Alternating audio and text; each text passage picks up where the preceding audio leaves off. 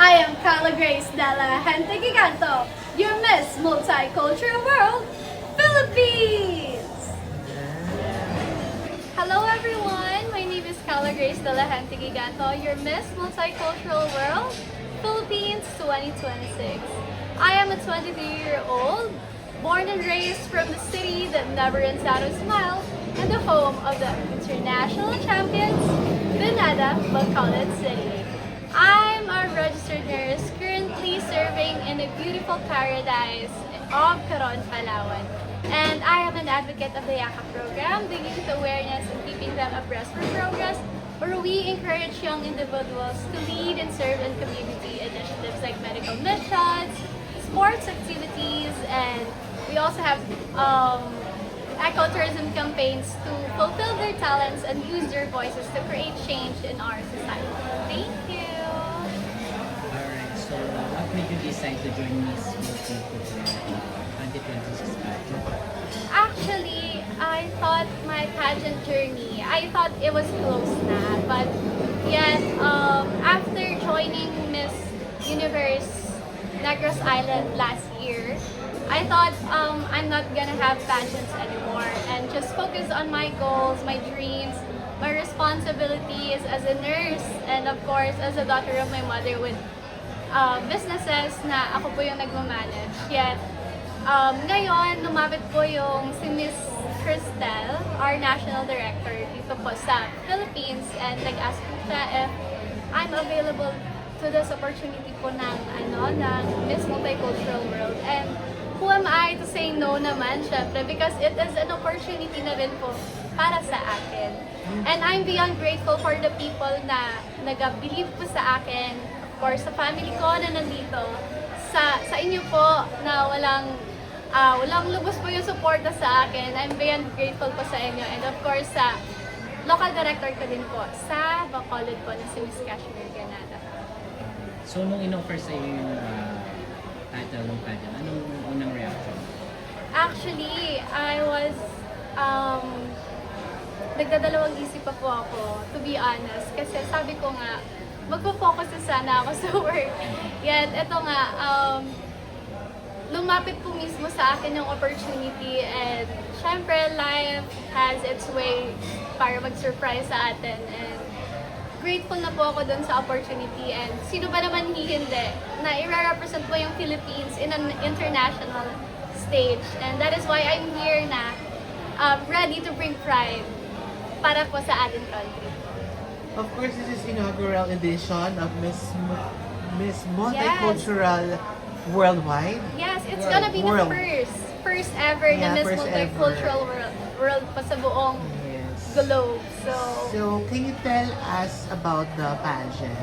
Okay, Miss Multicultural World po. It started way back in sa Vietnam po talaga siya. It was founded by the very most beautiful Miss Fan Kim Wong. And nag-start po siya sa Vietnam, and I think it's an LGU-supported pageant. And ayun po, they widened their pageant into globally. And now, it's gonna be the first and biggest na lang pageant po, yung Miss Multicultural. Sa Hanoi, Vietnam din po siya igaganap. Do you have any idea kung ilan kayo maglalaban-laban? I think we're gonna be 22 candidates. 22 candidates. Yes, around the globe po. Yes. Ayun. So, for those who do not know you, of course, can you please give us 3 interesting facts about you or trivia na gusto mong i-share sa amin? Actually, 3 interesting facts about me. I'm a risk taker. Una-una, I'm a risk taker. Pangalawa po, I'm a multitasker. I'm gonna have a little story about multitasker later. And of course, I'm an empowered woman. Risk taker po. You know what? I have the story back last year. Like, I was taking the board exam for the nursing. And syempre, aligaga po lahat ng mga batchmates ko, classmates ko, super review, super study. At ako, nandito ako, nagpa-pageant ako, kasi kailangan ko supportahan yung sarili ko, financially. So that's why I entered the pageant world. Yun, nag-Miss Universe, NIR po ako, I was a candidate. And at the same time, I was reviewing for the board exam. And akala ko talaga hindi ako papasa ng board exam. Tapos akala ko rin hindi ako magkaka-title sa... Kasi magulo yung utak ko po noon. To be honest talaga, it's very hard to balance both worlds. And yet, thankfully, thank you lang talaga kay Lord na I was able to have a title. I was a runner-up, fourth runner-up of Miss Universe NIR po. And at the same time, I was a board passer. And now I am currently, I am currently working na rin sa Coron District Hospital po sa Palawan. It is a beautiful place and I'm beyond grateful po talaga for the opportunity na makapag-work with doon sa Palawan. Of course, you're wearing Philippine sash. May Yes. big pressure ba sa'yo na, of course, wearing Philippine sash, naman natin, isa sa mga powerhouses yung ating, Yeah. yung Philippines in terms of pageantry. Actually po, for me, I'm joining pageant not to compete. I joined pageant para sa experience, sa sisterhood, and I just want to showcase the how beautiful our country and how beautiful where I was born, especially noon nag-join po ako sa Bacolod, dun sa Miss Universe. I was just showcasing how beautiful my place was. And also, hindi po talaga ako yung competitive type na kandidata. Ako po yung like, lang talaga, go with the flow na candidate na ang goal lang is the experience po. But if yun nga yung sabi sa akin na I'm very authentic daw sa sarili ko. Kasi hindi ako yung type na Tapos, ayun po, naging ko na siya, characteristic ko na siya every pageant na sinasalihan ko is lang talaga, hindi ako nagko-compete. And what culture of the Philippines are you most proud of? Or gusto mong i-showcase or gusto mong malaman ng mga co-candidates mo? Yun po yung tinatawag nating bayanihan. Bayanihan is a communal spiritual unity po ng Philippines where people are helping each other without expecting anything in return. Like for example, noon, way back in the 1970s, where the people are carrying a house, di ba, noon? Carrying a house to move it into another location. So gusto ko po yung i-showcase to the whole world na ang mga Pinoy ay nagtutulungan-tulungan na na hindi nag-think ng kapalit. Tapos, I think kailangan din yun ng world Kasi I believe that progress isn't just individual po. Progress can be achieved when everyone is helping each other po. Fergie, question. Nagkakawa ka ng light. Yeah, siguro tell us something more about yourself. Aside from being a nurse, what do you do? What's your hobbies?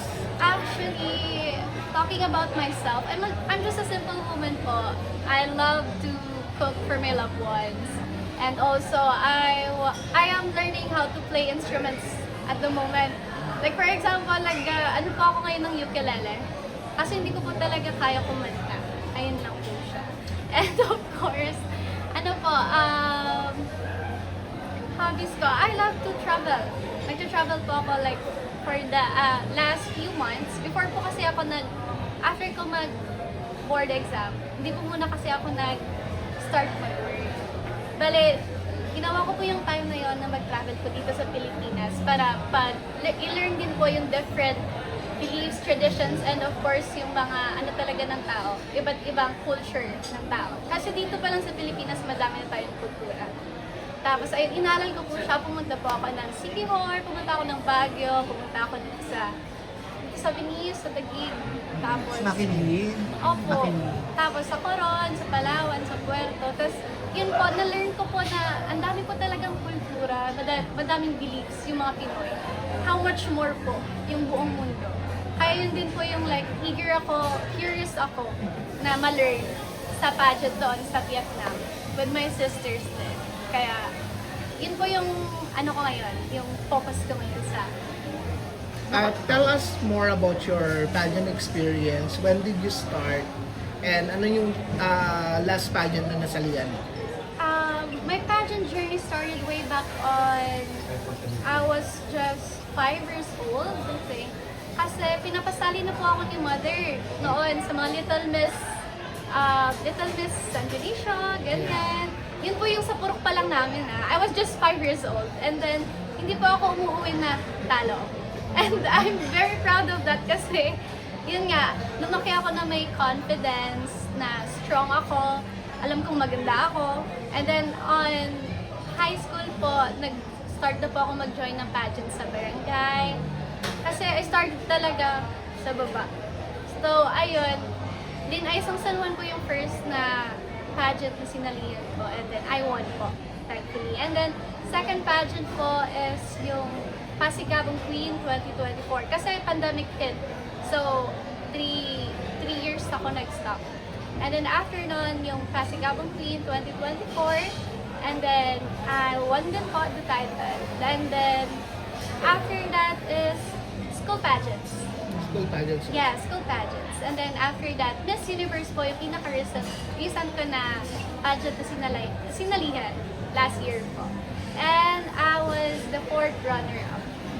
For the Negros Island region, no? Yes, Negros Island. And nabalitaan namin that your co-winners did compete sa national, Yes, no? and I'm very proud of them po talaga. And alam mo, naging inspirasyon sila para sa akin kasi to go back in my pageant journey. Kasi ayun nga, sabi ko kanina, I was about to close my pageant life kasi ayoko nang ng problema pa ng ganon. So, especially financially. Kasi yun nga din talaga yung mga mga problem sa pageant. It's very expensive. Yun. And hindi siya madali. So, sabi ko, this is gonna be my last stop and I'm gonna give my very best na talaga. So that's why, talaga ako, prideful ako ngayon and very eager din to win sa Miss Multicultural. Yeah. So who is beauty queen you look up to? Who's your favorite beauty queen? My favorite beauty queen po talaga si Tia Wurch. Kasi, di ba, nag-ano din siya ng parang 5 attempts din. Yun, and thinking about that, I was also disregarded for some pageants na nag-apply ako, nag-try ako and hindi po kasi siya madali na bigla-bigla ka lang i-accept. Especially with my height. Ganun po siya. So, parang si Miss Pia Words back po nag-inspire sa akin to keep going in my pageant journey despite of any insecurities sa self-love. Actually, way back then sa year 2023, I struggled talaga with my mental health. Especially, I have self-doubts. Yun nga yung kanina. Yeah, self-insecurities to the point na I was looking through the mirror na sabi ko, ang taba-taba mo. Pangit-pangit mo, tapos mag-pageant ka. Parang grabe naman yung guts mo. Yun yung times na parang wala na talaga akong hope sa sarili ko. And I was thinking about about ending my life. Yet, ayun nga, pumasok yung opportunities na yung mga friends ko din, yung families ko nag-suporta po talaga sa akin.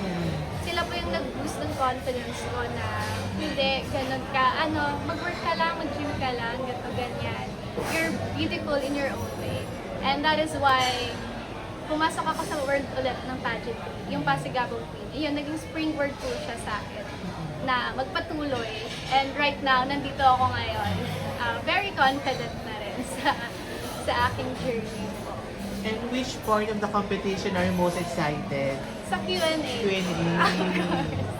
Anyway, may national costume din ba dito? Yes, may national costume. Oo. po. Can you give us clue or hint to sa national costume mo? Yung national costume po, all I can say it's gonna be majestic. Yun po siya, and it's gonna showcase how beautiful our country is. Especially yung mga corals. Yun. Okay na po yun. Yun lang po muna yung masasabi ko. Will you be showcasing designers from Bacolod? Yeah. I'm gonna be pwede mo Or from... sabihin? Yes, of course. It's gonna be from Mabilimuel po. Ayun. Yes. How is your preparation?